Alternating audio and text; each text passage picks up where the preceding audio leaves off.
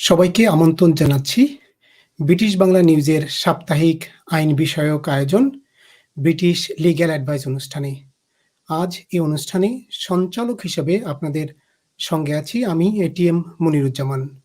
দর্শক শ্রোতা, এই অনুষ্ঠানটি প্রতি সপ্তাহের রবিবারে লন্ডন সময় রাত 11টা এবং বাংলাদেশ সময় সকাল 6টায় লাইভ প্রচারিত হয় আমাদের ওয়েবসাইট www.britishbanglanews.com এই ঠিকানায়, আমাদের অফিসিয়াল ফেসবুক পাতায় এবং ইউটিউব চ্যানেলে।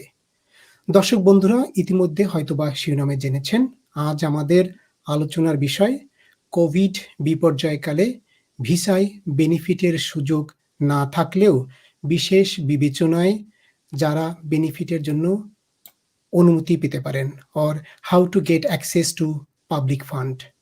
এ বিষয়ে আলোচনা করতে বরাবরের মতোই আমাদের সঙ্গে আজও যুক্ত আছেন আমাদের আইন বিষয়ক পরামর্শক, ইমিগ্রেশন বিশেষজ্ঞ সলিসিটর এম এ শাফি।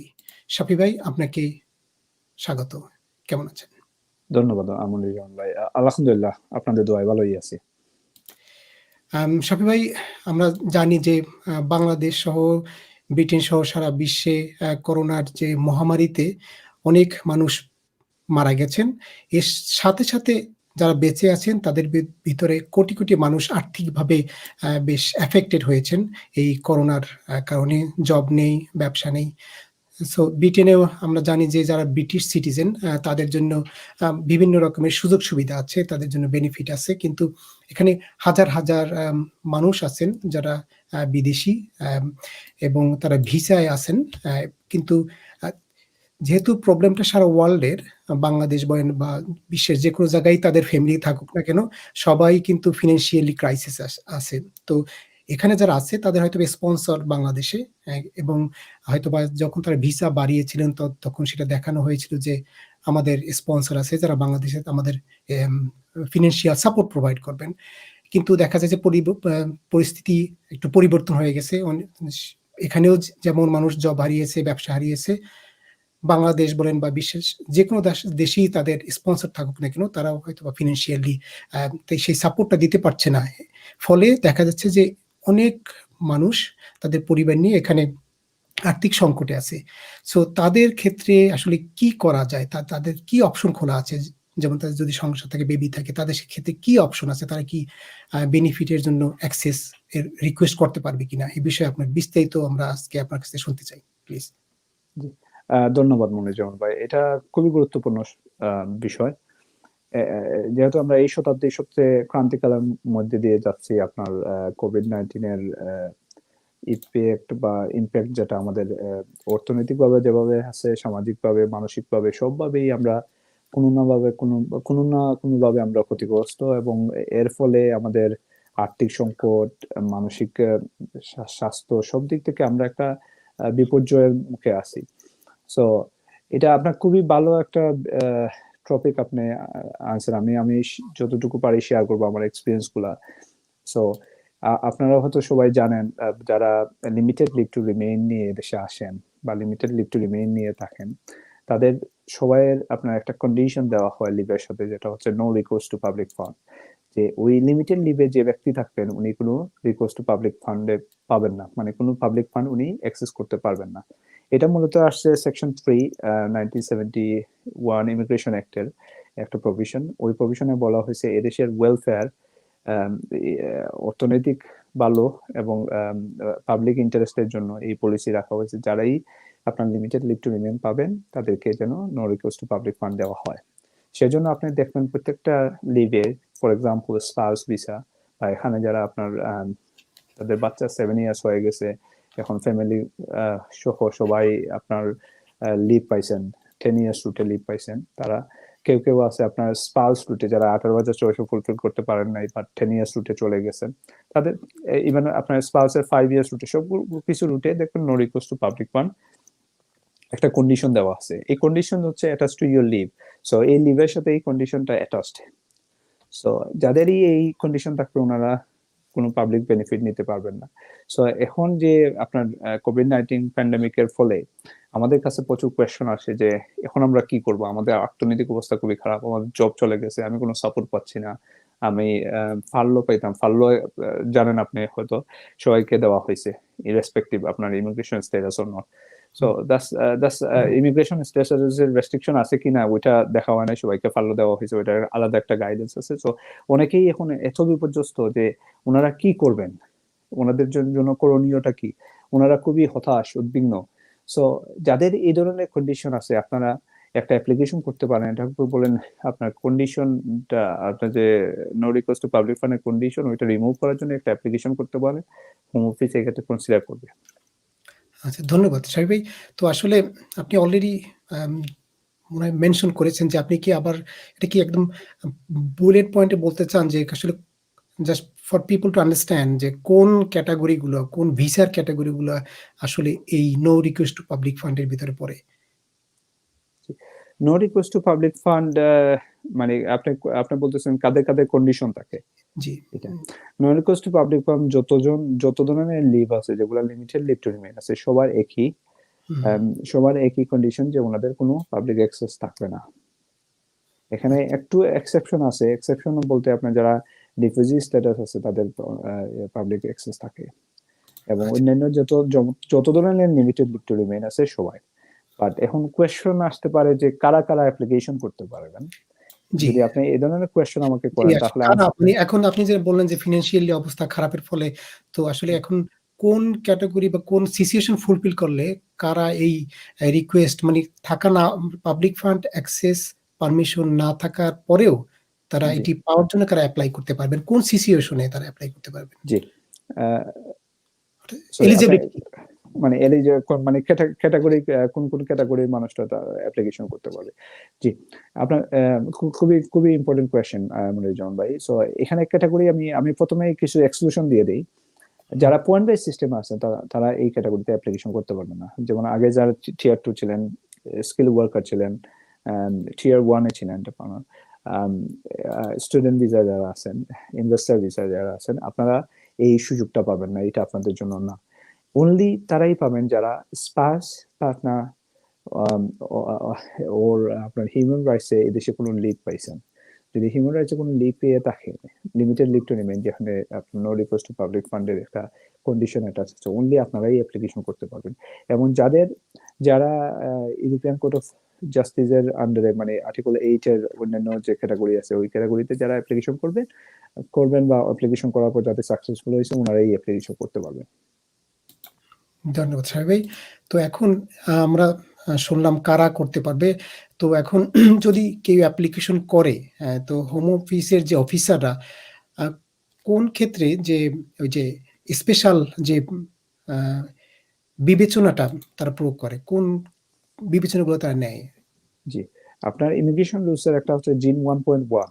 ওই জায়গায় বলা হয়েছে যে যখনই লিভ দেওয়া হবে তাদেরকে no request to public fund leave দেওয়ার জন্য।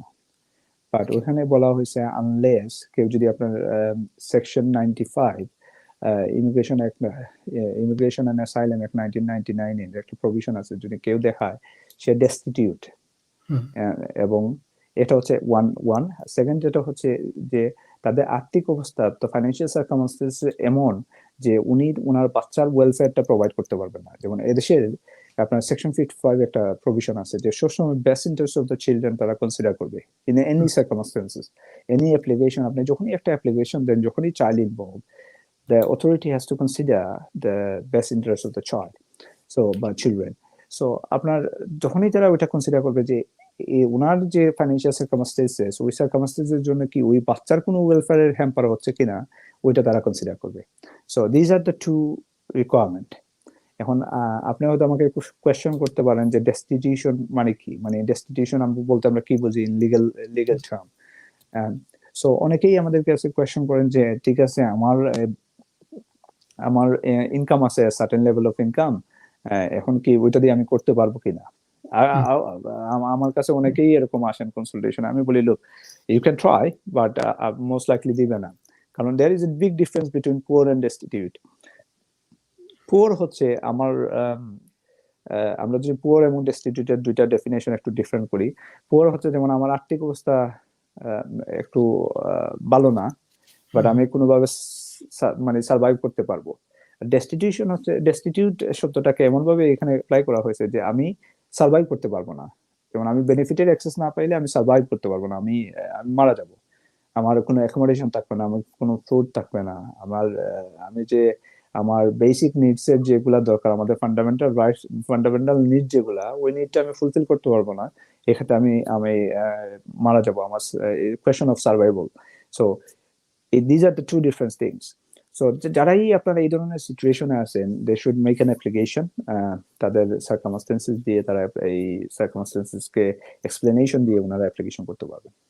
এখন এখানে যদি একটি প্রশ্ন করা হয় যে হয়তোবা আপনি যেটা বলেন যে গৃহহীন যারা হয়ে যাবে, হওয়ার সম্ভাবনা আছে, তারা যদি সেটা প্রমাণ করতে পারে তাহলে হয়তোবা তারা সেই ডেস্টিটিউটের ভিতরে পড়বে। কিন্তু ধরুন যাদের ঘর আছে, অ্যাকোমোডেশন আছে, বাট তাদের থাকার জায়গা আছে, কিন্তু যে লাইফের যে বেসিক নিড সেটা ফুলফিল করার তাদের অ্যাবিলিটি নেই, তারা কি ওই সেকশনে পড়বে কিনা, ডেস্টিটিউটের ভিতরে পড়বে কিনা? খুবই ভালো কোয়েশ্চেন করছেন। বাট এখানে আমরা যেভাবে তাত্ত্বিকভাবে দেখি, আসলে সত্যিকার অর্থে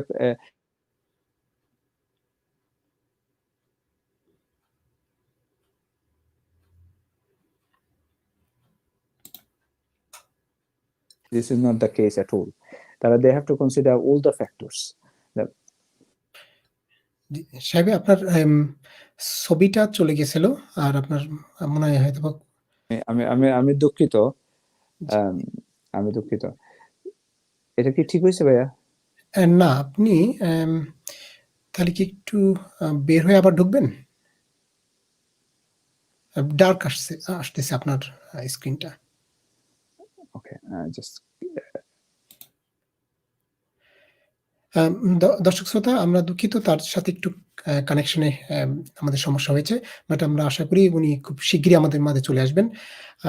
এর মাঝে একটি কথা আমি বলে রাখতে চাই, সেটি হচ্ছে আপনাদের যদি কোনো প্রশ্ন থাকে আপনারা কমেন্ট সেকশনে করতে পারেন। এই টপিক রিলেটেড প্রশ্ন থাকলেও করতে পারেন। এর সাথে সাথে যদি আপনারা অন্য কোনো বিষয় জানতে চান সেটিও আমাদেরকে জানাতে পারেন। এছাড়াও আপনারা কমেন্ট করতে পারেন। এছাড়াও আপনারা এই নম্বরে কল করতে পারেন। একটু পরে আপনারা যদি কল করেন তাহলে আপনার কলের মাধ্যমে আমরা আপনাদের প্রশ্ন নিতে পারি। জি, আমরা একটি কল পেয়েছি, কিন্তু আমরা একটু পরেই আপনার কলটা নেব। আপনি যিনি কল করেছেন তার কাছে আমাদের অনুরোধ, আপনার একটু ২-১ মিনিট পরে করেন, কারণ আমরা একটু শাফি ভাইয়ের সাথে কানেকশনটা এস্টাবলিশ করি, তারপরে একটু করেন। যেহেতু আপনারা জানেন, দেখতে পাচ্ছেন হয়তো একটু আমাদের কানেকশনের সমস্যা হচ্ছে। সাহেব ভাই, কি আপনি শুনতে পাচ্ছেন?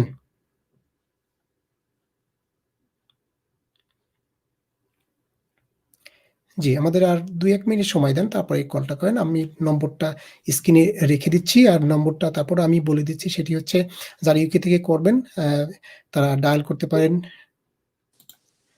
যারা ইউকে থেকে কল করবেন তারা ডায়াল করতে পারেন 07944289072।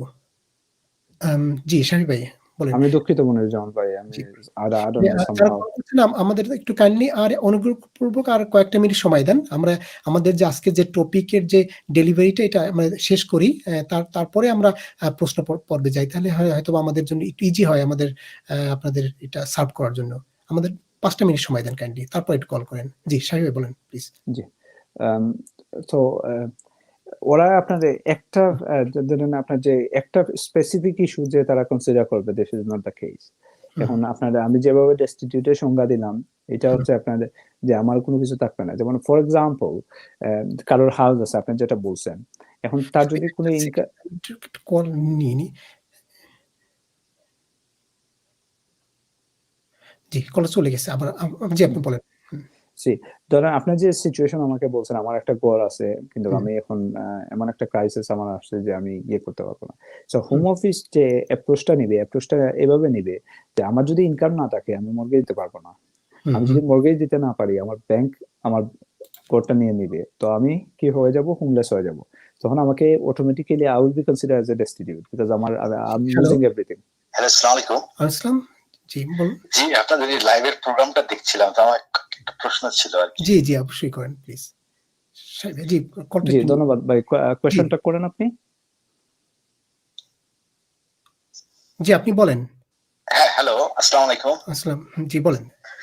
যে আপনাদের প্রোগ্রামটা দেখছিলাম আমাকে। যাই হোক, আমার দুটো প্রশ্ন ছিল আর কি। অ্যাকচুয়ালি আমি আমার ফ্যামিলি সহ ইউকেতে এসেছি আর কি নভেম্বর মাসে, এবং সেখানে আমরা প্রি সেটেলমেন্টের স্ট্যাটাসও পেয়ে গেছি, এবং by this time you know that we are not employed at this moment. We're looking for jobs but we couldn't.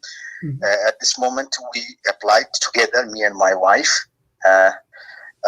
Universal ক্রেডিটের জন্য, কিন্তু তারা ক্লেমটা ক্লোজ করে দিয়েছে due to small time living in the United Kingdom. That's the only one reason. And we tried to communicate them 4 times, but they can't answer. Anyway, and 4 officers requested to the case manager to reopen this, but they can't. I don't know exactly what should I do at this moment, number 1. Number 2 question is NI number. We couldn't get it still. I have applied almost 7 weeks, but they couldn't provide the NI number, and the excuse like I have filled a wrong form. So what should I do at this moment? Please answer it. You're very nice. Thank you sir. Sabir ভাই, ওনার দুটি question, আপনি লাইনে থাকেন, আমরা দেখি। ওনার দুটি question, সেটি হচ্ছে একটি প্রশ্ন হলো উনি রিফিউজ হয়েছেন ওনার অ্যাপ্লিকেশনটা ওই ইউনিভার্সাল ক্রেডিটের, এটা সম্বন্ধে কি করতে পারেন। আর দ্বিতীয়টা হচ্ছে যে ওনার এনআই নাম্বারে বলে যে এটা সো উনি যদি এনআই নাম্বার না পান, উনি তো আপনার বেনিফিটের জন্য অ্যাপ্লাই করতে পারবেন না। NI number one of the main thing is for আপনার বেনিফিটের জন্য। তো সো তারা যেটা বলতে চাচ্ছে যে ওনার রেসিডেন্সি নাই, রেসিডেন্সিটা অল্প, মানে অল্প দিনের জন্য উনি আসছেন। ওনার জন্য বেস্ট অপশন হচ্ছে উনি প্রথমে এনআই নাম্বার বাইর করা, এনআই নাম্বার পরে যদি উনি জব না পান এবেলা উনি আবার অ্যাপ্লাই করা। This would be the thing. ওনাদের সাথে যোগাযোগ করতে পারেন, উনি হয়তো একটা লেটার দিতে পারেন, ফর্মাল লেটার, একটা লেটার বিফোর অ্যাকশন হতে পারে যে কেন ওরা কনসিডার করতেছে না, কেন ওইটা রিওপেন করতেছে না। They have to give a reasons. ওনাকে যদি রেসিডেন্সি রিজন দেখায়, দ্যাটস নট এনাফ। কারণ হচ্ছে আপনার নতুন যে কেস, তো যেটা আমি মানে গত প্রোগ্রামের আগের প্রোগ্রামে বলেছিলাম, ওই কেসগুলোতে উনি রিলাই করতে পারেন, রিলাই করে উনি ওদের সাথে যোগাযোগ করতে পারেন। ওই কেসটা যদি রিপিট করেন, যদি কেসটা উনি হয়তো ওই লেটার করতে পারে। Fatali and Nanaseni versus Secretary of State for Pension and Work. So Moniruzzaman ভাই, আমি আরেকটু বলি, আমাদের কোন এক দর্শক মনে হয় কমেন্ট করছিল, আমি আরেক দর্শক আমাকে ওইটা জানাইছেন, আর আমাদের পেজে মনে হয় কেউ একজন কোয়েশ্চেন করছেন, ওইটা হচ্ছে আপনার পুরনো রুলের জন্য। So I make it clear again. এই আপনার এই কেসটা পাবলিশ হয়েছে 18th of December 2020, এখনো 1 মাস হয় নাই। আর যখনই এটা, এই কেসের মেইন কনসিডারেশন ছিল উইথড্রয়াল এগ্রিমেন্ট থেকে আপনার উইথড্রয়াল এগ্রিমেন্টের যে স্কিম যেটা চালু করা হয়েছে ইউরোপিয়ানদের জন্য, সেটেলমেন্ট স্কিম, ওই স্কিমের আন্ডারে যারা এই প্রিসেটেল স্ট্যাটাস পাইছে ওইটার বেসিসে ওরা কনসিডার করছে ওদের আপনার হ্যাবিচুয়াল রেসিডেন্স টেস্টটা ওরা স্যাটিসফাই করে কিনা। তো that is the latest case. এরপরে কোনো কেস আসে নাই, আর এই কেসটা পোস্ট ব্রেক্সিটের পরেও হবে। তো যে ভাই এখানে কমেন্ট করছে, আমি জানি না কে কমেন্ট করছে, আমার আরেকজন বলছেন যে কমেন্ট করা হয়েছে। সো প্লিজ একটু রিসার্চ করেন আপনারা, ওই কেসের নাম যদি আপনি গুগলে সার্চ করেন, আপনি গার্ডিয়ানও আর্টিকেল দিছে ওইটার উপর, অনেক mainstream newspaper article করছে, you can look into it. আর যে ভাই কোয়েশ্চেন করছে ওনার জন্য বেস্ট অপশন ভাইয়া, আপনি প্রথমে এনআই নাম্বার বাইর করেন। এনআই নাম্বারের যে প্রবলেম হচ্ছে, আপনি একটা ফি দিতে হয়, আপনি ওইটা অনলাইনেও করতে পারেন। আগে আমরা জব সেন্টার প্লাসে গিয়ে করা যেত, এখন ওই সিস্টেমটা নাই কোভিড-19 এর জন্য। যদি আপনি কোনো জায়গায় ভুল করে থাকেন, আপনি সাথে সাথে আরেকটা অ্যাপ্লিকেশন করে ফেলেন, এক্ষেত্রে তো আপনার আবার নতুন করে একটা ফি পে করতে হয়, ফিটা বেশ না। সো আপনি যখনই এনআই নাম্বার পাবেন তখন হয়তো আপনি অ্যাপ্লিকেশন করতে পারবেন। উইদাউট এনআই নাম্বার আপনি তো অ্যাপ্লিকেশন করবেন কিভাবে বেনিফিটের জন্য? জি ভাই, আপনি কি লাইনে আছেন? হ্যালো, জি হয়তো উনি লাইনে নাই। তো ভাই, যে যিনি একটু আগে কল দিয়েছেন আমাদের, আপনাকে অনেক ধন্যবাদ কল দেওয়ার জন্য। তো আশা করি আপনি জি ভাই, আপনি হয়তো আশা করি আমাদের মতামতটা পেয়েছেন। আপনি বেটা একটু ওয়েট করেন, আর এর সাথে সাথে আপনি ওই জি জি আপনি শুনছেন? জি, আপনি শুনতে পাচ্ছেন? হ্যালো? আচ্ছা, আমরা হয়তোবা উনি ২ দিক থেকে উনি হয়তোবা মানে এই সাউন্ডটা যাওয়ার ফলে উনার সমস্যা হচ্ছে। তো ভাইয়া আপনি যে একটু আগে যে কল করেছেন আপনি একটু ওয়েট করেন। হয়তোবা একটু যেহেতু এনআই নাম্বার নাই সেইজন্য হয়তোবা তারা এরকমও করতে পারে। এর সাথে শাফি ভাই যেটি বললেন সেটি হচ্ছে আপনি একটি ফরমাল লেটার তাদেরকে সেন্ড করতে পারেন। যেখানে ও একটি কেস আমরা হয়তো শাফি আমরা কি কমেন্ট সেকশনে কি ওটা দিয়ে দিতে পারবো জি, অনুষ্ঠানের? আপনি দিতে পারেন চাইলে। জি, আমরা দিতে পারবো। জি। জি, আমরা অনুষ্ঠানের পরে কমেন্ট সেকশনে আমরা একটা আ কেসের রেফারেন্স দিয়ে দেব। আপনি ওইটা উল্লেখ করে আপনি একটা চিঠি দিতে পারেন তাদের যে অ্যাকর্ডিং টু বাট দ্যাট উনার জন্য বেস্ট অপশন হচ্ছে ভাইয়া ১ম এ এনআই নাম্বার বাইর করা এবং জি, পরবর্তীতে। আমি আপনাকে বলি আমি কিন্তু বেনিফিটের এক্সপার্টিস না। আমি এই ধরনের কাজ করি না। আমি immigration lawyer. So I cannot give you conclusive advice on that. But আপনার যদি আপনার যে স্ট্যাটাস আছে, আপনার স্ট্যাটাসে আপনার বেনিফিটের অ্যাক্সেস আছে, আপনার রাইট আছে। ওইটাই আমি বলতেছি। সো উনি যেটা বলতে চাচ্ছেন আপনার you have the ability, you have the right. So আপনি সেই অনুযায়ী আপনি প্র্যাকটিস করবেন এবং সেই ব্যাপারে আমরা যেটা হেল্প করতে পারি, উনি যেটা হেল্প করতে পারেন যে কোন রেফারেন্সটা আপনার জানা দরকার, যেটার বলে আপনি তাদের সাথে ফাইট করতে পারবেন যে yes I have this law to support me for this application. সেটা আমরা কমেন্ট সেকশনে দিয়ে দেবো। আর বেটার হলে আপনি একটু ওয়েট করেন এবং এনআই নাম্বারটা পান, তারপর হয়তোবা আপনি এটাকে আবার প্রসিড করেন। ধন্যবাদ আপনাকে কল দেওয়ার জন্য। জি, শাফি ভাই আপনি যেটা বলছিলেন যে আমরা জি, সো আমরা যেটাতে চেষ্টা ছিলাম যে কারোর আপনার হাউস আছে, হুম, বাট হুম, উনি যদি আপনার ইভেন্চুয়ালি উনার কোনো ইনকাম না থাকে, উনি মর্গেজ দিতে পারবেন না। এবং হুম, যদি হুম, মর্গেজ না দিতে পারে, উনার কোনো এক সময় ওই হাউসটাও চলে যাবেন। সো টেকনিক্যালি আপনার ডেস্টিটিউটের যে ডেফিনেশন, আপনি you don't have any accommodation or you are likely to lose your house, then hmm, আপনার ওই ক্যাটাগরিতে আপনি পড়ে যাবেন। এক্ষেত্রে আপনি এটার উপর রিলাই করতে পারেন, বা home office will assess other circumstances as well, the reason for not having a job, reason for not having any other income. Uh, they will consider all these factors. তো তাহলে আপনি যে ফ্যাক্টর গুলো already বলেছেন, জি। এরপরে কি কোনো factor তারা কনসিডার করতে পারে? আপনি এটিকে মেনশন করতে চান না আমরা পরবর্তী প্রশ্নে চলে যাব? না, তারা এখানে আপনার কনসিডারেশনের ফ্যাক্টরস মেইনলি এই দুইটাই, যে হুম, আদৌ ডেস্টিটিউট কিনা, এবং ডেস্টিটিউট না হইলেও উনি কি এমন একটা ফাইন্যান্সিয়াল সিচুয়েশন আছে, উনি লাইকলিহুড যে উনার উনি লুজ করবেন, উনি রেন্ট দিতে পারবেন না, হোমলেস হয়ে যাবেন। হুম, আর উনি বাচ্চা বা পরিবারকে উনি সাপোর্ট করতে পারবেন না, বাচ্চার ওয়েলবিংটা they will consider very seriously, যে উনি বাচ্চার যে বেসিক নিডস আছে ওইটা দিতে পারবেন কিনা। তো যখনই ওরা কনসিডার করবে, ওই হুম, ওই ওই ওইগুলা ফ্যাক্টরস গুলা কনসিডার করেই তারা একটা সিদ্ধান্তে উপনীত হবে। জি, আর ধন্যবাদ শামীম ভাই। আর ওনাদের তো ফাইন্যান্সিয়াল মেইন অ্যাসপেক্ট বা ফাইন্যান্সিয়াল রিকোয়ারমেন্টস গুলো ডিফারেন্ট, ডকুমেন্টস রিকোয়ারমেন্ট গুলো ডিফারেন্ট, যেটা আমরা হয়তো পরবর্তীতে বলবো। আচ্ছা। জি, শামীম ভাই তাহলে এরপরে আমরা যদি জানতে চাই যে হাউ টু এপ্লাই আসলে কিভাবে আম যদি এই সিচুয়েশন কেউ পড়ে তাহলে সেই এবং সেই ক্রাইটেরিয়া গুলো ফুলফিল করে তাহলে কিভাবে সে এপ্লাই করবে? জি, সেটা উনি অনলাইনে অ্যাপ্লিকেশন করতে হয়। এটা অনলাইনে সাবমিট করার পর এখানে ২ টা অপশন। একটা হচ্ছে আপনি ইমেইলে ডকুমেন্টস তাদের কাছে পাঠাতে পারবেন, আপনার সাপোর্টিং ডকুমেন্টস। আর একটা হচ্ছে আপনার পোস্টে।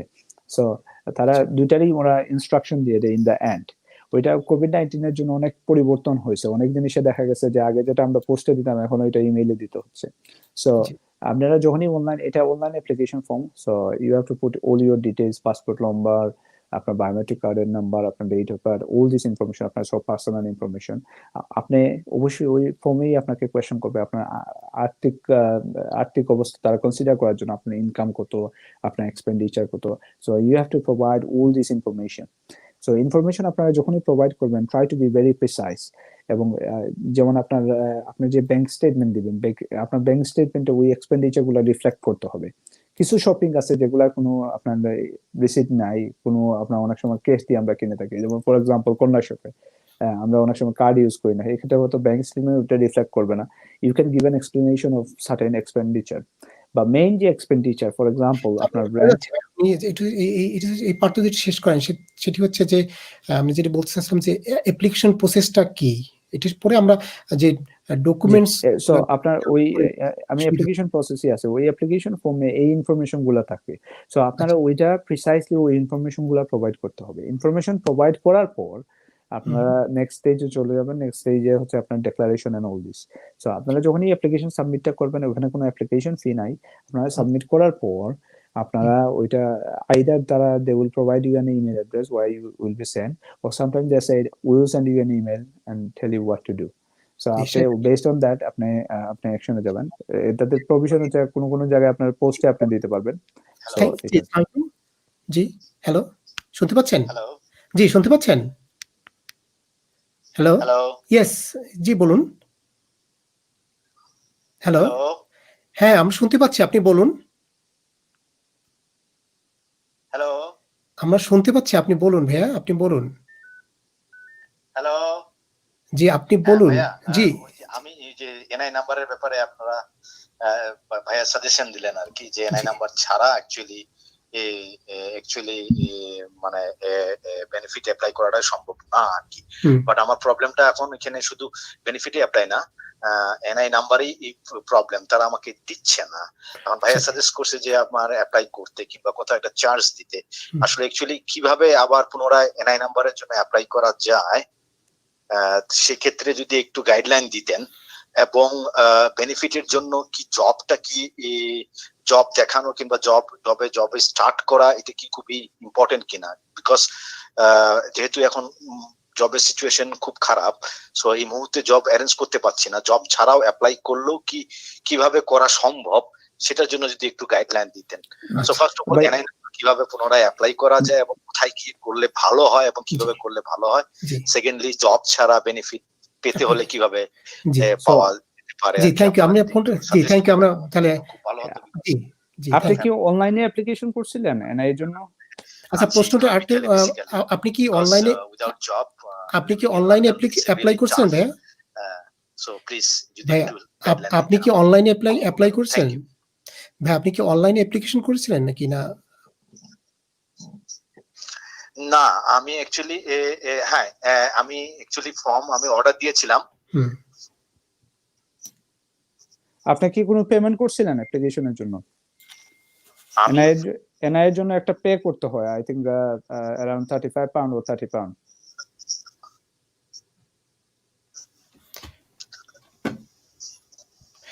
আপনি কি কোনো? না, আমি কোনো পেমেন্ট করি নাই। পেমেন্ট করেন নাই। জি। I think this is the problem, Bhaiya. So if you search on Google, আপনার আমি just national insurance এনআই এর জন্য অ্যাপ্লিকেশন করবেন, ন্যাশনাল ইন্স্যুরেন্স অ্যাপ্লিকেশন। পরে আমি সেট করেছিলাম, বাট আমি যখন ফর্ম অর্ডার করেছিলাম, তাদের সঙ্গে আমি কথা বলেছিলাম যে আমার একটা জবের অফার ছিল কসকোতে, হোলসেল ইন চিংফোর্ডে, যার কারণে আমার এনআই নাম্বারটা খুব জরুরি ছিল, কারণ এনআই নাম্বার ছাড়া তারা আমাকে আনস্টেল মানে কন্ট্রাক্ট দিচ্ছিল না। তো যার কারণে আমি এনআই অফিসে ফোন করে তাদেরকে রিকোয়েস্ট করছি, তারা আমাকে একটা ফর্ম পাঠিয়েছে। এবং আপনি যেটা করছেন ভাইয়া, ওইটা একটু লং প্রসেস। আমি যখন ওদেরকে নক করি after 3 weeks, they told me that this form was wrong, and before that they took my interview. I mean, like one person coming calling from NI office and asked me my name, my address, everything details, and then after next week they informed me that my form was wrong, and certainly, I mean, like 2 days before, I got a new form from them. Okay, I think the best way forward, Bhaiya, if you go on their website and try to find out how to make an application online and do your application online, I think you have to make a payment of 30 pound or 35 pound. I'm not sure about the actual fee. So you can make an application through online process. Once you submit the application, they will get all your details. They will look into it. They will make a decision. I think the form one is basically very inconsistent. It's because nowadays, if you send a form, you can't find any officers to look into it, because most of the office, they don't accept hard copy of the documents. They're requesting people to send emails and all this by electronic media. So I think it would be better for you to go online and make an application again through online. And I think you have to make a payment of 30 pound or 35 pound. So I can give you the link on the comment section after our program. So you might get some information from that link. জি, thank you ভাই। আপনি I asked them that should I apply online. They told me that you can't do this you have to order, but through us, we send you the form. Until unless So when did you make that get application, Bhaiya? any NI number. When did you make that application? আপনি কখন application করেছেন? জি, আপনি কখন অ্যাপ্লিকেশনটা করেছেন? It's almost 7 weeks. 7 weeks. Okay. So sometime in December. Okay. Bhaiya, Almost like 7 weeks I have আসলে আমরা applied for my. সার্কামস্টেন্সটা জানি না, বাট হয়তো আমরা আসলে it's very difficult. This is not the area I practice on, so it's hard to say anything about it. From the NI office told me that this last week they will call me for my decision, but they couldn't call me anyway. আচ্ছা ভাই, আসলে আমরা জানি না ওখানে ব্যাপারটা কি। ব্যাপার হলো কি, আসলে এটা ইমিগ্রেশন লয়ার প্র্যাকটিসের ভিতরে এটি পড়ে না। আমরা যতটুকু ইনফরমেশন সেটা হয়তো জানা দিয়েছি, বাট আপনি Munajjaman bhai, the best way forward is I will give you the link. Just have I will look into the link. I will look into their website and give you the link if I think he can do something about it. Okay. যে আপনি তাহলে পরে কমেন্টসে যদি কিছু জানেন তাহলে জানাবেন। তাহলে আপনার কমেন্টে, আমাদের কমেন্টে আপনি যদি একটু কমেন্টে একটু জাস্ট একটা ছোট্ট কমেন্ট লিখে রাখেন, তাহলে আমরা ওইটা রিপ্লাই দিয়ে জানাবো। যেহেতু আপনি বুঝছেন যে এটা লয়ারের প্র্যাকটিসের ভিতরে পড়ে না, ইমিগ্রেশন লয়ারের, এটা টোটালি ডিফারেন্ট থিং। তো আপনি একটু ওয়েট করেন, আমরা যতটুকু পারি চেষ্টা করব। থ্যাংক ইউ ভাইয়া। জি, থ্যাংক ইউ। জি বলেন অ্যাপ্লিকেশনের প্রসেসটা। আসলে কয়েকটা কমেন্ট আসছে, আমি একটু একটা সেকেন্ড আমি তাদেরকে বলে নিই যে আমরা একটু পরে তাদের সাথে যোগ দেবো। সাইদুর রহমান ভাই, আমরা একটু পরে আপনার প্রশ্নের উত্তর দেওয়ার চেষ্টা করব। এরপরে ওয়াটারলু পিএফসি ভাই, আমরা একটু পরে আপনার কাছে আসছি। আমরা জাস্ট মেক শিওর করতে চাচ্ছি আপনাকে যে আমরা আপনার কমেন্টটা দেখেছি এবং আমরা আপনার কাছে আসবো। চন্দন, মিস্টার চন্দন, আমরা আপনাকে আবারও জানাচ্ছি যে আমরা আপনার কমেন্টে একটু পরে আসবো। আমরা জাস্ট আমাদের যে আজকে যে রুটিন যে ডিসকাশন শেষ করি, আমরা আপনাদের কমেন্টের উত্তর দেওয়ার চেষ্টা করব। জি সাহেব ভাই বলেন please. G, so application, G, so online application, so আপনাদের সব ইনফরমেশন দিতে হবে এখানে, ইনকাম এন্ড এক্সপেন্ডিচার, এরপরে ডকুমেন্টসটা হয়তো আপনার ইমেইলে সাবমিট করতে হবে। ওকে, ধন্যবাদ সাহেব ভাই। তো এখন অ্যাপ্লিকেশনের সময় যে আসলে কোন ডকুমেন্টস গুলোর ব্যাপারে খেয়াল রাখতে হবে, যদি একটু জাস্ট একটা গাইডলাইন দিয়ে দেন। জি, ডকুমেন্টস মেইনলি হচ্ছে আপনার ইনকামের। আমরা ইনকামের যখনই বলবো, যদি কেউ যদি আপনার এমপ্লয়মেন্ট হন, এমপ্লয়ি হন, তাহলে ওনার 6 মান্থসের পে স্লিপ দিতে হবে। 6 মান্থসের পে স্লিপের সাথে 6 মান্থসের ব্যাংক স্টেটমেন্ট। উনি যদি আপনার সেলফ এমপ্লয়েড হন, তাহলে কিছু ওনার প্রফিট এন্ড লস অ্যাকাউন্ট বা লাস্ট কাপল অফ মান্থসের ওনার যে রিসিট যেগুলো আছে ওগুলো দেখাতে পারেন। সো যাদের আপনার সেলফ এমপ্লয়েড আছে, ওনারা 12 মান্থস, আমি মনে করি এটা আইডিয়াল 12 মান্থস, কিন্তু এখানে কোনো স্পেসিফিক গাইডেন্স নাই কতদিন। 12 মান্থস দিলে বেটার হয়, কারণ এটা আপনাদের ফাইন্যান্সিয়াল সার্কামস্টেন্স তারা বুঝতে পারবে। নেক্সট জিনিস হচ্ছে আপনাদের এক্সপেন্ডিচার। সো আপনারা রেন্ট, টেনেন্সি এগ্রিমেন্ট, যদি মর্গেজ থাকে মর্গেজ স্টেটমেন্ট, আপনার অ্যাকোমোডেশনের, ফুডের কত এক্সপেন্ডিচার, আপনার ইউটিলিটি বিল কত, গ্যাস বিল কত, ইলেকট্রিক বিল কত, আপনার বাচ্চার এডুকেশনের জন্য কত যাচ্ছে, আপনার কার ইন্স্যুরেন্সের জন্য কত যাচ্ছে, আপনার ট্রাভেল এক্সপেন্সেস কি, কারের মেইনটেনেন্স কি, আপনার সিম্পল কথা বলি, মানে শর্ট করে, যে তার ইনকাম একদিকে, তার খরচ একদিকে। সো আপনার লাস্ট 6 মাসের যত ইনকাম আছে, যত এক্সপেন্স আছে, টোটাল সব তার ডকুমেন্ট দিতে হবে, ইনক্লুডিং আপনার, আমার মনে হয় একটা মান্থলি তার ইনকাম এবং এক্সপেন্সের করে, এটা মনে হয় তার একটা মানে ভিজিবল প্রুফ। এর সাথে সাথে আপনি যেটা বললেন যে 6 মাসের সাপোর্টিং, 6 মাসের সাপোর্টিং ডকুমেন্টস অবশ্যই দিতে হবে তাদের কনসিডারেশনের জন্য। আর ওনারা যেটা আপনি যখনই অ্যাপ্লিকেশন ফর্মটা আপনারা করবেন, তখনই দেখবেন ওরা কোয়েশ্চেন করবে যে আপনার ইনকাম কত, এক্সপেন্ডিচার কত। যখনই আপনি ওইটা শেষ করবেন, you will end of doing everything on your form, you will find how much your income is and how much your expenditure is, so you can see the difference. Thank you. সাহেব ভাই, তাহলে এর সাথে কি আর কি add করতে হবে কিনা, যে তার pay slip, letter from the employer? জি জি, অফ কোর্স আমি ওইটাতে ছিলাম। আপনার পে স্লিপ দিতে হবে 6 মাসের, ব্যাংক স্টেটমেন্ট দিতে হবে, ওনার লেটার, এমপ্লয়ারের কাছ থেকে লেটার আনতে হবে, এমপ্লয়ার লেটারে বলে দিতে হবে উনি কয় ঘন্টা কাজ করেন, কত টাকা ইনকাম, ওনার রোলটা কি। সো এটা স্পেসিফিক ইনফরমেশন, এই 3টে ইনফরমেশন ওরা চায়। লেটার দিতে হবে, ওনার ব্যাংক স্টেটমেন্ট দিতে হবে। যাদের ব্যাংক স্টেটমেন্টে রিফ্লেক্ট করে না তাদের এক্সপেন্ডিচার বা ইনকাম, ওনারা আপনার এক্সপ্লেনেশন দিতে হবে, আপনার কোনো একটা এক্সপ্লেনেশন দিতে হবে ওনাদের সিচুয়েশন কি। অবশ্যই ওনাদের দেখতে হবে যে ওনাদের যত ব্যাংক, এখানে আমরা যে শুধু ব্যাংক স্টেটমেন্ট বলতে একটা ব্যাংক স্টেটমেন্ট বলতেছি না, আপনাদের যতটা ব্যাংক স্টেটমেন্ট মানে ব্যাংক অ্যাকাউন্ট আছে সব প্রত্যেকটা ব্যাংক অ্যাকাউন্টের স্টেটমেন্ট দিতে হবে। আপনাদের কোনো সেভিং থাকলে আপনার ওটা ডিসক্লোজ করতে হবে। আপনাদের কোনো যদি অ্যাকাউন্ট ডোরমেন্ট হয়ে যায়, তারা they will ask for this bank statement for dormant account as well. বাচ্চারও যদি অ্যাকাউন্ট থেকে সেটাও দিতে হবে, যে তাই না? সব এ টু জেড, বাচ্চাদের আপনার যদি কোনো বাচ্চার অ্যাকাউন্টে কোনো সেভিং থাকে, they will say okay you have a saving for your child, you can spend this much of money for your accommodation. জি সাহেব, ধন্যবাদ। আমরা তাহলে নেক্সট প্রশ্নে যাই। সেটি হচ্ছে, এটি কি কোনো গাইডলাইন আছে যে আসলে কতদিনের ভিতরে তারা এর ফিডব্যাক দিতে পারে, ডিসিশন না, তারা দিবে? ডিসিশনটা তারা ট্রাই করে as soon as possible, but এটা কোনো স্পেসিফিক টাইম ফ্রেম নাই।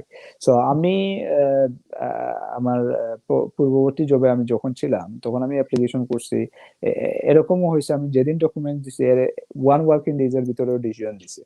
সো এটা সিচুয়েশন এর উপর ডিপেন্ড করে। যেমন আমার ক্লায়েন্টের সিচুয়েশন হচ্ছিল এরকম, ওনাদের যে স্পন্সর ছিলেন উনি মারা গেছেন অল অফ আ সাডেন, এবং ওনাদের কোনো ইনকাম নাই, এবং ওনারা 2 মাস ওয়েট করছে, কোনো লিগ্যাল কোনো লয়ারের পরামর্শ নেয়নি, কোনো কিছু নেয় নাই। পরে দেখা গেছে ওনারা হাউজিং বেনিফিট, ওনাদের যে স্পন্সর ছিলেন উনি সব ধরনের বেনিফিট, ওনার সবকিছু বন্ধ হয়ে গেছে, they fall into trap. So আমি যখনই অ্যাপ্লিকেশন করি উইদিন এ ডে, তারা উইদিন 1 ওয়ার্কিং ডে তারা they made a decision that তারা আপনার কন্ডিশনটা রিমুভ করে দিছে। So it depends on the situation and circumstances. বাচ্চা থাকলে মনে হয় জিনিসটি আরো মানে তারা খুব সিরিয়াসলি দেখে, তাই না? বাচ্চার ওয়েলফেয়ার হচ্ছে ওয়ান অফ দ্য মোস্ট মানে আপনার এটা ফেভারেবল পয়েন্ট। যদি কোনো বাচ্চা ইনভলভ থাকে, বাচ্চার ওয়েলফেয়ার অবশ্যই, বাবা মা যদি ফাইন্যান্সিয়ালি স্ট্রাগল করে বাচ্চার ওয়েলফেয়ার তো অবশ্যই ইমপ্যাক্টেড হবে। যখনই ইমপ্যাক্টেড হবে they will take it very seriously and they will make a decision quickly. Thank you. So এখন আমরা একটু যদি আমরা শেষ পর্যায়ের দিকে যাচ্ছি টপিকের, সেটি হচ্ছে ধরেন কারোর তাহলে অ্যাপ্লিকেশন ফুলফিল হলো, তাহলে তারপরে তারা কি করে আসলে, মানে অ্যাপ্লিকেশন অ্যাকসেপ্ট হওয়ার পরে তারা কি স্টেপটা নেয়? জি, আমরা জানি অ্যাপ্লিকেশন কিন্তু লেখা থাকে যে no request to public fund. জি, সো তারা কি অ্যাপ্লিকেশন যদি সাকসেসফুল হয় তখন আপনাকে তারা বায়োমেট্রিক কার্ড, নতুন একটা বায়োমেট্রিক কার্ড ইস্যু করে। ওই জায়গায় আপনার ওই পাবলিক ফান্ডের রেস্ট্রিকশন কোনো কমেন্টই থাকে না, that means you are allowed to have access. So আপনারা অ্যাক্সেস করতে পারেন বেনিফিটে। তো যার বায়োমেট্রিক জমা দিয়ে দেওয়ার পরে নতুন একটি বায়োমেট্রিক জি, কার্ড, নতুন একটা বায়োমেট্রিক চলে আসে, তখন আপনার পুরনো বায়োমেট্রিকটা ফেরত দেওয়া লাগে। আপনার না দিলে 1000 পাউন্ড আই থিংক ফাইন এটা আমাদের করতে হয়। তো তখন তারা ওই তারপরে তারা অ্যাপ্লাই করতে পারে, তাই না? জি ডিসিশন জি আশা জি, করি। ওই ধন্যবাদ। কার্ড নিয়ে অ্যাপ্লিকেশন করতে হয়। একটি খুব বড় প্রশ্ন এবং এটি খুব গুরুত্বপূর্ণ প্রশ্ন। ধরেন অনেকেই ফিয়ার করে যে হ্যাঁ, আমি যদি যেহেতু আমি রিকোয়েস্ট টু পাবলিক ফান্ড ছিল না যখন আমি ভিসা বাড়িয়েছি, এখন আমি আবার রিকোয়েস্ট টু পাবলিক ফান্ডে যে এপ্লাই করেছি এবং আমি নিচ্ছি, এতে কি তার ভবিষ্যতে পার্মানেন্ট রেসিডেন্সি বা ব্রিটিশ সিটিজেনশিপ পেতে কোনো সমস্যা হবে কিনা? আচ্ছা, প্রথম যে সমস্যা আমি বলি, সমস্যাটা কি? সমস্যা যেগুলা, যেমন কেউ যদি 5 ইয়ার্স রুটে থাকেন এবং উনি no request to public fund application করেন, তাহলে উনারের যে ভিসাতে উনি ধরেন 5 ইয়ার্স রুটের ভিসা আছে, এখন উনি 4 বছর বা 5 বছর অতিবাহিত করছেন, কিন্তু একবেলা শেষের দিকে উনি পারতেছেন না, উনি চলে গেছেন, আপনার কন্ডিশনটা করছেন, তখন উনি অটোমেটিক্যালি 10 ইয়ার্স রুটে চলে যাবেন। So উনার কাউন্ট মানে উনি automatically 10 years, this is one of the negative aspects. So 5 years route is not advisable কাউরে যে আপনারা ইয়েতে যান বা সিচুয়েশন। এখন মানুষের সিচুয়েশন যদি এরকম হয় তাহলে তো আপনার কোনো ওয়ে নাই। So if there is no way then 5 years route. So 5 years route যারাই যাবেন ওনারা যদি এরকম অ্যাপ্লিকেশন করেন তারা ওনারা পড়ে যাবেন 10 years route। আর মূলত যেটা কোনো প্রবলেম হওয়ার কথা না, যারা স্পাউস রুটে আছেন, স্পাউস রুটে আছেন, বাচ্চা father of A British child রুটে আছে, প্যারেন্টস রুটে, তাদের জন্য কোনো প্রবলেম হবে না, বা 7 ইয়ার্স রুটে যারা আছেন তাদের জন্য কোনো প্রবলেম হবে না। বাট আমি বলে রাখি, আপনার একটা প্রভিশন আছে 117B, যখনই কোনো আমরা অ্যাপ্লিকেশন করি, তারা হোম অফিসের দায়িত্ব হচ্ছে পাবলিক ইন্টারেস্টটা কনসিডার করা। সো সেকশন 117B ওই জায়গায় বলছে যে একজন মানুষ যদি লিভ দেওয়া হয়, সে কতটুকু লাইকলিহুড যে ট্যাক্স পেয়ারের উপর বার্ডেন হবে। সো আলটিমেটলি যারাই আমরা এটা করতেছি, we are showing that we become a burden on the public. So that's not a good sign for immigrants. But দেখেন, আমাদের তো বেনিফিটটা হচ্ছে যারাই করতেছেন ওটা for the sake of survival, কারণ আমাদের তো সার্ভাইভ করতে হবে ওইটার জন্য। সো এখানে এটা it's a balancing exercise. So it's a balance করতে হবে আমাদের। আসলে মানে কিছু মানে টার্মগত পরিবর্তন আসবে, এটা ঠিক, বাট তারা এই জন্য যে তাদের ওভারঅল যাদের হিউম্যান রাইটস এর দিছে, মোস্ট লাইকলি চেঞ্জ হবে না, কারণ তাদের হিউম্যান রাইটস এর অ্যাসপেক্ট তো চেঞ্জ হয় নাই। মেইন যে আপনার, for example, I been living in this country for 20 years, so ওইটা তো আমার চেঞ্জ হচ্ছে না।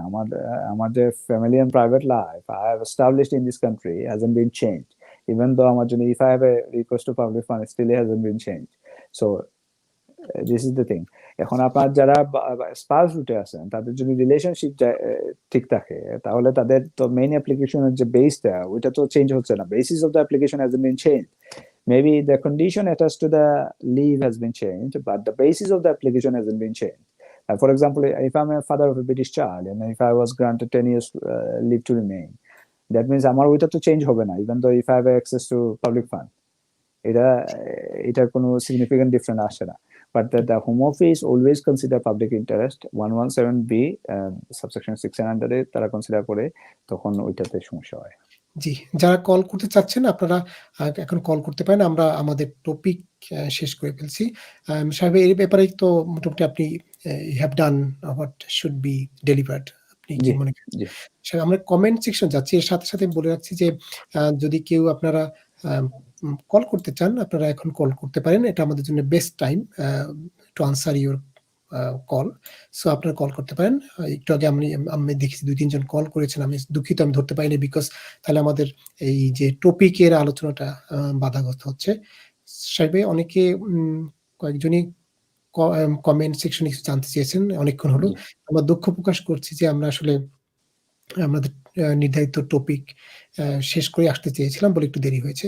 সাহেব, সাইদুর রহমান উনি জানতে চেয়েছেন, hi brother, if I apply for maintenance loan, will it affect on mortgage to buy property in the future?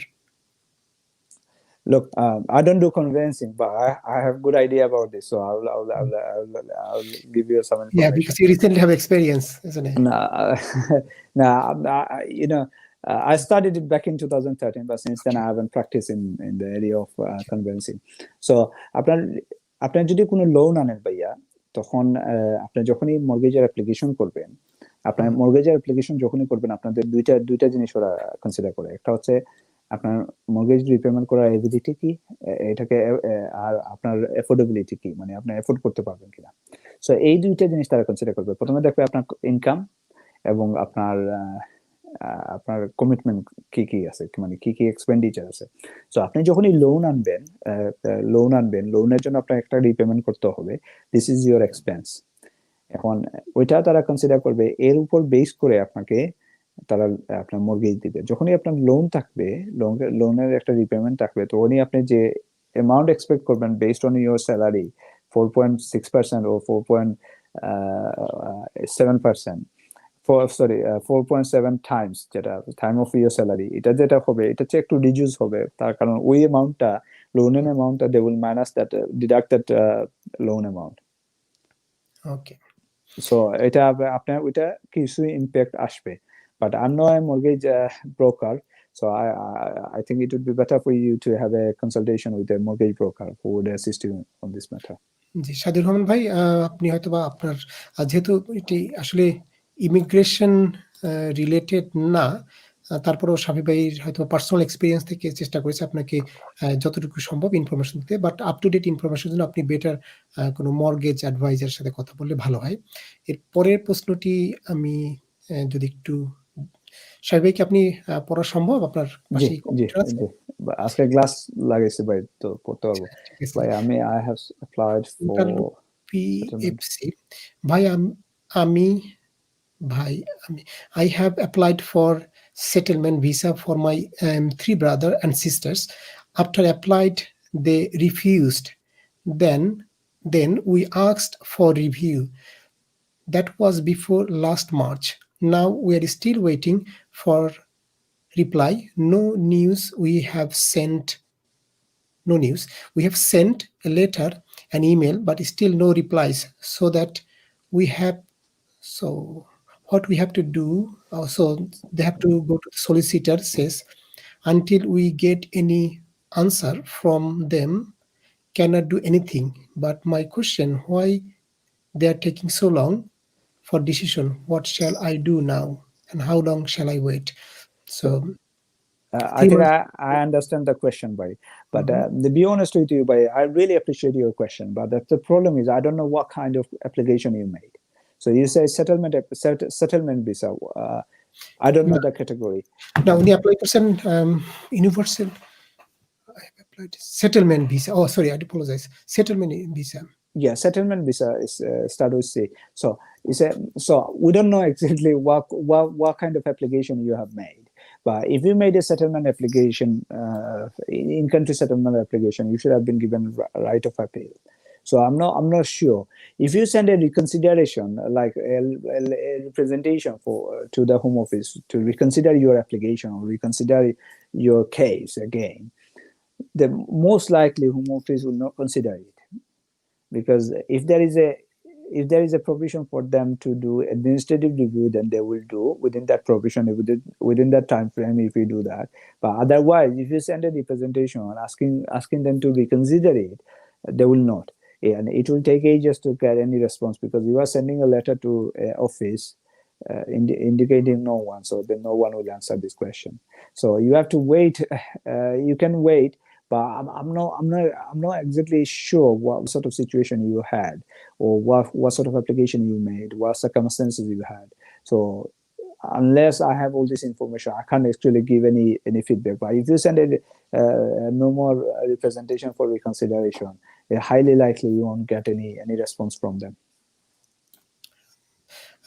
G, Waterloo PFC, হয়তো আপনি আমাদের উত্তরটি শুনেছেন, যদিও আমরা একটু দেরি করতে হয়েছে আমাদের, সেজন্য দুঃখ প্রকাশ করছি। এরপরে আমি যে প্রশ্ন হচ্ছে দীপজিৎ চন্দ্র। সালাম ভাই, আমার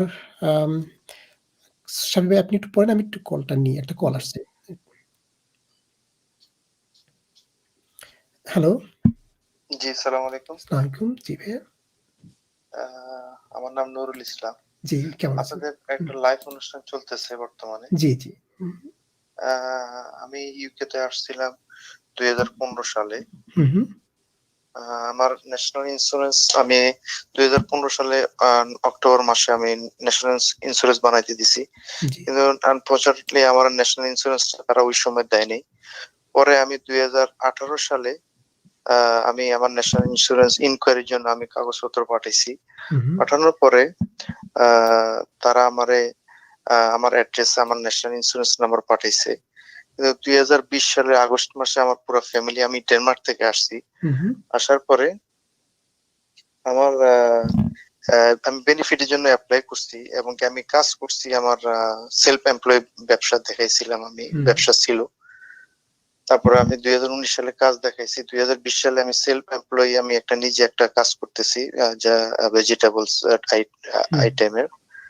তো আমার 2020 সালে আগস্ট মাসে আমার ফ্যামিলি আসার পরে আমি যখন আমার বেনিফিটের জন্য অ্যাপ্লাই করলাম, তখন তারা আমার বেনিফিট 10 তারিখে অ্যাপ্লাই করার পরে সবকিছুই বললো যে সবকিছু ঠিক আছে, আমরা তোমার বেনিফিট দিব। কিন্তু আমার ওয়াইফ আসতে ইউরোপিয়ান কার্ড নিয়ে আর কি, কোনো ভিসা নিয়ে আসে নাই।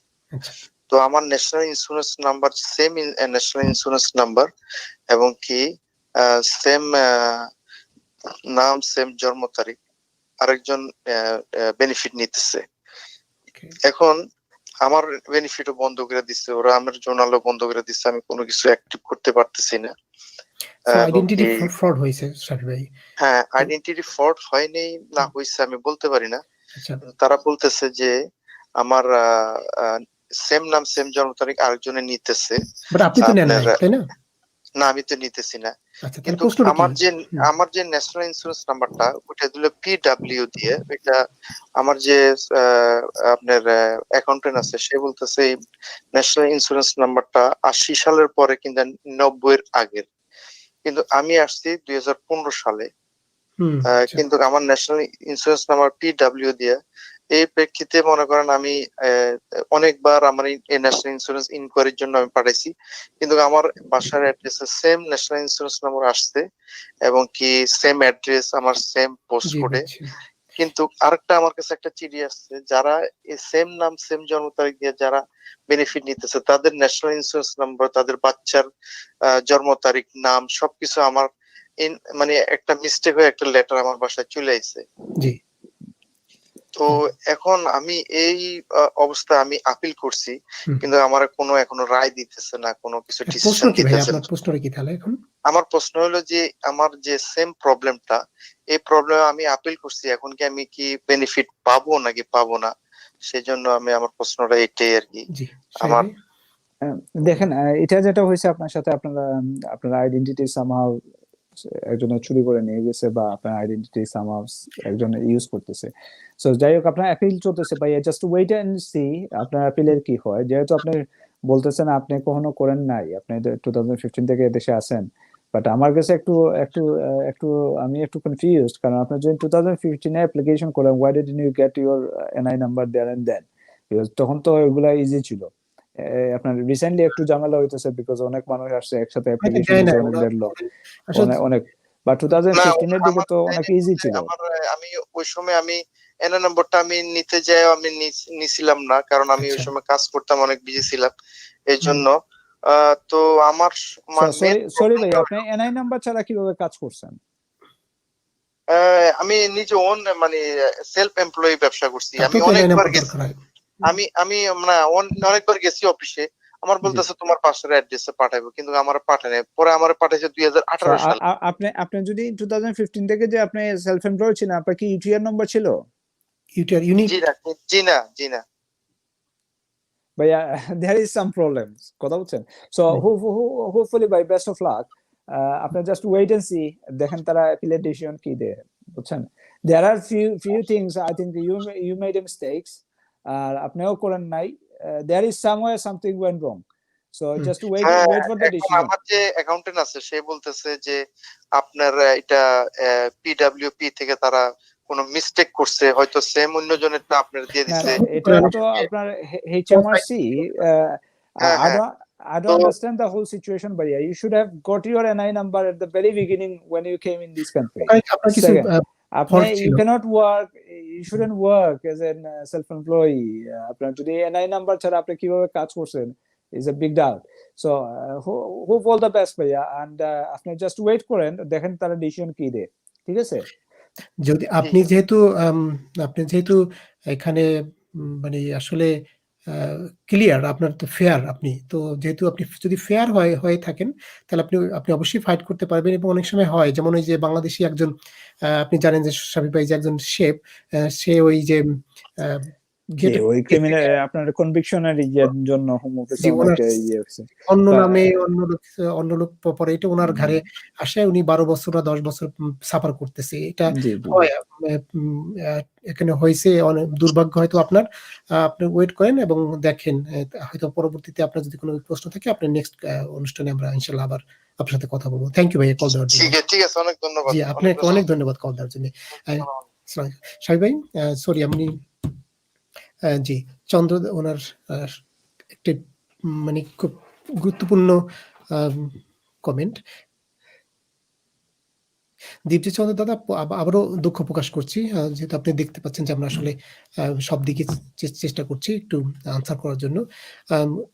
সাহেব ভাই, আপনি কি পড়ছেন না আমি পড়ে শোনাবো? জি, সালাম ভাই।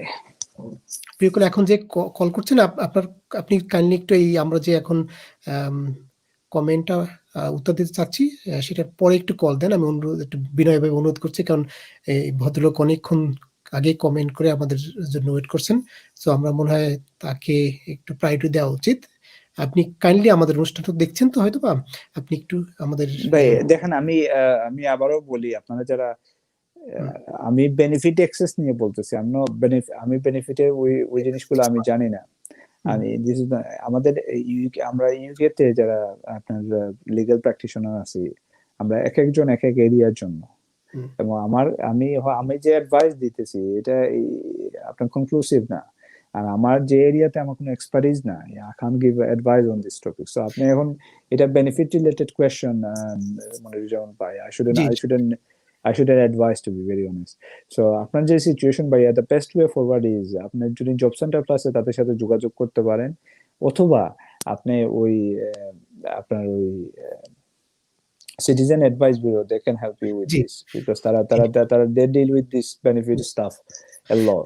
জি, দীপজিৎ দাদা, আমরা আপনি যে কথাগুলো বলছেন সত্যি আমরাও ফিল করি যে এটি আসলে আপনার জন্য টাফ। আমরা সত্যি দুঃখ প্রকাশ করছি আপনার এমন সিচুয়েশনের জন্য। তো আপনি যেটা বললেন সাহেব, আপনি সিটিজেন অ্যাডভাইস ব্যুরো বা অনেক কিন্তু চ্যারিটি আছে যারা আপনাকে বেনিফিট অ্যাডভাইস দিতে পারবেন, তাদের সাথে কাইন্ডলি যোগাযোগ করেন, তারা আপনাকে অবশ্যই হেল্প করবে। এবং এখানে আপনার আইন যদি আপনার সঙ্গে থাকে এবং আপনার কেস যদি সত্যি ভ্যালিড হয়, তাহলে আপনি সাহায্য পাবেন। সাহেব, একটা কল নিয়ে নি ক্যান্ডি প্লিজ। হ্যালো হ্যালো, জি, thank you for call. Thank you. জি বলেন। থ্যাংক ইউ ভাই, আমি হচ্ছে ফার্স্ট কলার শফিক বলছিলাম। জি ভাই, আমাদের তো অনেক শফিক ভাই বলেন ভাই, আসলে আনসার করতে চাই, আপনি কুইকলি আপনার প্রশ্ন একটু বলেন। কুইকলি প্রশ্নটা হচ্ছে কি, আমি ভাইয়ের ইয়াটা বুঝতে পারছি যে উনি একটা লিংক হয়তো বা দিতে যাচ্ছেন, এনআই নাম্বার কিভাবে অ্যাপ্লাই করতে, প্লিজ একটু যদি সেন্ড করতে। নাম্বার 2 হইতেছে গিয়ে যে ভাইয়া আসলে কাজ ছাড়া, যেহেতু আমরা অল্প সময় এখানে আসি, প্রি সেটেলমেন্ট পাইছি বিফোর ব্রেক্সিট, সো কাজ তো নেই, কাজ ছাড়া কি এনআই মানে আপনার বেনিফিট কি আদৌ কি পাওয়া সম্ভব কি সম্ভব না আর কি? আমি বলি, আপনার কাজের সাথে ওইটা সম্পর্ক না, ওইটা আপনারা মিক্স আপ করে না। আপনার প্রথমে হচ্ছে আপনার এনআই নাম্বার দরকার আপনি কাজ শুরু করার জন্য। কোনো এনআই নাম্বার ছাড়া কোনো কাজে আপনাকে রাখার কথা না, কথা বলছেন? So this is one thing. Second thing হচ্ছে, আপনি যতক্ষণ পর্যন্ত এনআই নাম্বার না পাচ্ছেন ততক্ষণ পর্যন্ত আপনি বেনিফিটের ফর্মালি অ্যাপ্লিকেশন করতে হবে না, কথা বলছেন? সো দিস আর আপনার কাজের সাথে সম্পর্ক নাই। And again আমি বলতেছি, I don't deal with benefit stuff, বুঝছেন? আমি ইমিগ্রেশন লয়ার, and আমাদের এই প্রোগ্রাম বা আগের প্রোগ্রাম আমরা জাস্ট বলতেছি যে আপনাদের অ্যাক্সেস আছে, ওইটা নিয়ে আমরা বলছি। এটা ইমিগ্রেশন রিলেটেড থিংস, বাট আমি কিন্তু আপনার বেনিফিটেড অ্যাডভাইজার না। সো আপনার যে সিচুয়েশন ভাইয়া, দ্য বেস্ট ওয়ে ফরওয়ার্ড হচ্ছে আপনি অ্যাপ্লাই ফর আপনি try to sort out your NI problem. আমি ওটা কমেন্ট সেকশনে আমি দিব আমার প্রোগ্রাম শেষ হওয়ার পর। I will look into it and I will guide you through. আপনার কাজের দরকার নাই, আমরা কাজের যে বেনিফিটের জন্য, বাট অবশ্যই আপনি দেশে আসছেন কাজ করার জন্য, আপনি তো কাজ খুঁজবেন। সো এনআই নাম্বার ছাড়া তো আপনি কাজও শুরু করতে পারবেন না ভাইয়া। NI number one of the first thing you need to provide to your employer. আর যেহেতু সাহেব কোভিড এর জন্য সমস্যা চারদিকে, তো হয়তো সময় দিচ্ছে, তো আপনি সময় নিচ্ছে, আপনি একটু ধৈর্য ধরে অপেক্ষা করুন ভাইয়া। সময় দিতে হবে আনফরচুনেটলি, এবং অথবা তারপরে আপনি অবশ্যই কাজ ছাড়া অ্যাপ্লাই করতে পারবেন, বাট এনআই নাম্বার অবশ্যই লাগবে। ধন্যবাদ সাহেব। আমরা পরবর্তী প্রশ্ন জাস্ট কুইক টাচ করে যাই। এটিও আপনার ফিটের বাইরে প্রশ্ন, বাট তারপর আমরা তার প্রতি ভালোবাসা দেখি। আমরা অবশ্যই আমাদের I'll try my best to help them Sathi, please send link. উনি ভাইয়া, উনি একটু আগে হয়তো ওনার no problem, I'll try to give you a link and I'll look into it. জি, থ্যাংক ইউ ভাইয়া, থ্যাংক ইউ ভাই। আমরা একটু কলটা নিয়ে নিচ্ছি সাহেব। জি প্রিয় কলার, জি বলেন। হ্যালো, একটু পিছনের সাউন্ডটা একটু যদি কাইন্ডলি একটু অফ করবেন প্লিজ।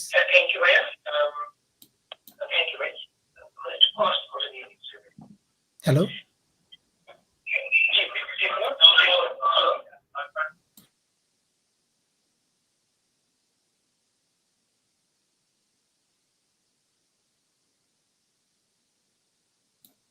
সরি আপনি ভাইয়া, আমি আপনাকে শুনতে প্রশ্নটি পারতেছি করুন। না। আপনার প্রশ্নটি করুন। হ্যালো, জি, আপনি আপনার প্রশ্নটি করুন। আপনি আপনার প্রশ্নটি করুন, প্লিজ।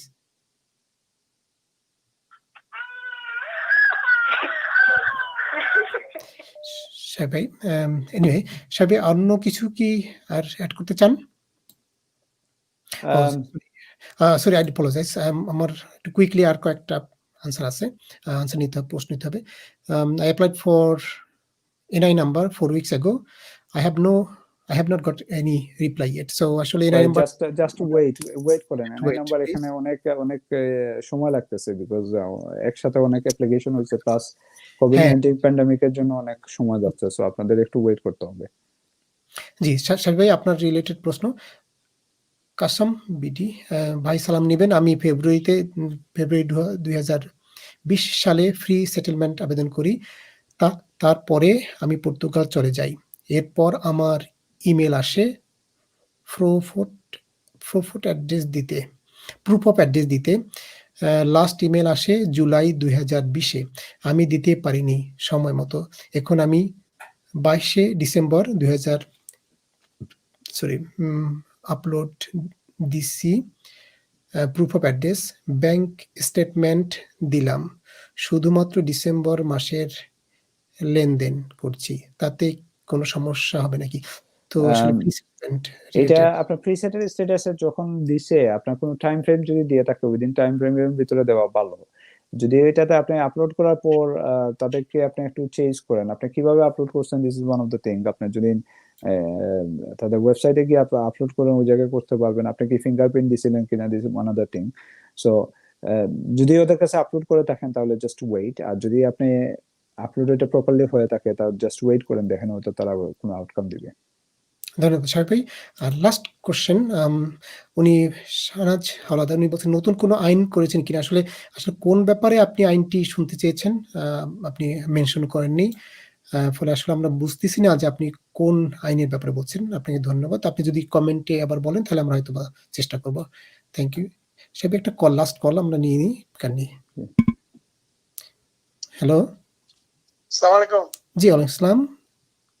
ভাই, আমি একটা কোয়েকশন আছিল ইমিগ্রেশন ব্যাপারে। অবশ্যই, প্লিজ জি, বলুন। ওকে ভাইয়া। আচ্ছা, ওই কি হিউম্যান রাইটের কোনো কেস মারলে কি কোনো চান্স আছে, কোনো পাওয়ার সুযোগ আছে? জি, আপনার কিতা সিচুয়েশন ভাইয়া, যদি আপনি কনফিডেন্সিয়াল, সরি, যে জিনিস আপনি মনে করেন আপনার কনফিডেন্সিয়ালিটি ব্রিচ হইবে, এটা হওয়ার দরকার নাই, বাট আপনি যদি ব্রিফলি করেন। জি, ও আসছিল ভিজিট ভিসায় আপনার। যে হবে ইসলা টাইম ভাইয়া। জি, কবে আসছে? 2011। 2011, সো আপনার অনলি 9 ইয়ার্স। ওনার কোনো ফ্যামিলি মেম্বার আসেননি এই দেশে ভাই? না, সিঙ্গল। সিঙ্গল। ফ্যামিলি বলতে বোনের ফ্যামিলি এরা আছে আর কি, ভাই জি, ভাই ফ্যামিলি আছে। লোক, এটা ভাইয়া ভেরি ডিফিকাল্ট। আপনার হিউম্যান রাইটস হইল কি, বর্তমান যে সিচুয়েশন, আপনার private and family life establish করতে হয়, ঠিক আছে? সো আমি আপনাকে আমি একটু এক্সপ্লেইন করে দেই, এটা আপনাদের জন্য সুবিধা হবে। অনেকে সেম কোয়েশ্চন আমাদেরকে করেন। সো হিউম্যান রাইটস এর যে প্রভিশন গুলো হচ্ছে আপনার ফ্যামিলি এন্ড প্রাইভেট লাইফ, আর একটা হচ্ছে আপনার 276 এডি, যেখানে এখানে বলে সিগনিফিক্যান্ট ডিফিকাল্টি। যদি আপনারা এস্টাবলিশ করতে পারেন যে এদেশে আপনাদের ফ্যামিলি এবং প্রাইভেট লাইফ এস্টাবলিশ করতে পারছেন, এবং আপনারা দেশে যেতে পারবেন না, আপনাদের দেশে গেলে একটা সিগনিফিক্যান্ট ডিফিকাল্টি আপনাকে ফেস করতে হবে, তাহলে আপনারা এখানে একটা চান্স আছে অ্যাপ্লিকেশন সাকসেসফুল হওয়া।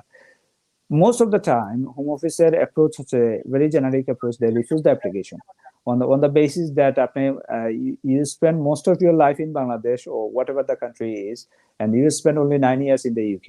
So, প্রত্যেকটা অ্যাপ্লিকেশনে তারা ওইটা বলেই রিফিউজ করে।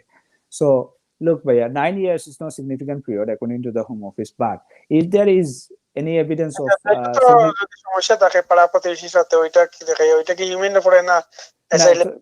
এটা প্রতিবেশীর লোকে যদি প্রবলেম থাকে, এটা লাগি তো আপনার এটা হিউম্যান, আপনি ইভেন অ্যাসাইলাম ও ফালাইতে পারত না যদি আনলেস এটা আপনার এখানে অ্যাসাইলাম। লোক, these are আমি just give you an example. Asylum যখনই আমরা অ্যাসাইলাম করি, সো এখানে একটা প্রভিশন হইল কি আপনার তারা দেখো রিলোকেশন। সো তান্ডে যদি ধরো ফর এক্সাম্পল আপনার যেটা মাত্রা লাগে আপনার সিলেক্টনে, আমিও সিলেক্টনে, সো সিলেটও যদি আপনার প্রবলেম হয় আপনাকে ডাকাত থাকতে পারবা, রাইট? এখানে স্টেটের কোনো ইনভলভমেন্ট নাই। এখন আপনার এগুলো যদি স্টেট ইনভলভমেন্ট থাকে, ধরো স্টেট বলতে গভর্নমেন্ট যদি এগুলোর পিছিয়ে থাকে যে আপনি গিয়ে ডাকাতও থাকতে পারতেন না, কুমিল্লা বা অন্য জায়গায় থাকতে পারতেন না, তখন গিয়ে আপনার যখন সমস্যা হবে তখন অ্যাসাইলামও যেতে পারবা। So you can try, but এটা to be very honest, conclusively advice করা very hard বুঝছেন? আপনারা ডিফিকাল্টিজ দেখুন ওগুলো ফলো করে দেখতে হবে এটা সিগনিফিকেন্ট, যদি সিগনিফিকেন্ট হয় তাহলে আপনি হিউম্যান রাইটস অ্যাপ্লিকেশন করতে পারবা। যদি কেন আপনার fear well founded fear of prosecution থাকে, you can claim asylum on that basis, but asylum is highly unlikely because আপনারা প্রতিবেশীর লগে যেটা আমরা হয় ল্যান্ড ডিসপিউট ফলো করলে এটা সিভিল ম্যাটার। সেকেন্ডলি হইল কি আপনার যদি এখানে ইভেন আপনার লাইফের ডরও থাকে, then you can relocate somewhere in Bangladesh.